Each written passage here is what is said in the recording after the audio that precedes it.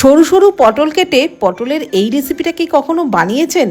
যদি না বানিয়ে থাকেন তাহলে একবার বানিয়ে দেখুন, মাছ মাংসের প্রয়োজন হবে না, এই দিয়েই ভাত খাওয়া হয়ে যাবে।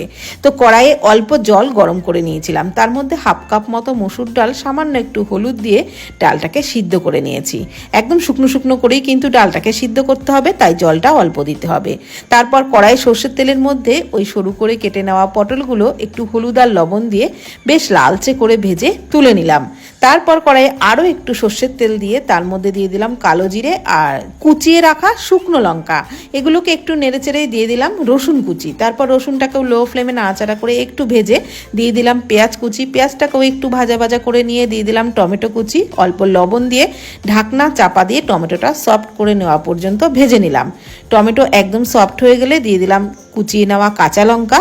তারপর আরও একটু নাড়াচাড়া করে নিয়ে ভেজে রাখা পটলগুলো দিয়েও খুব ভালো করে নাড়াচাড়া করে মিশিয়ে নিলাম।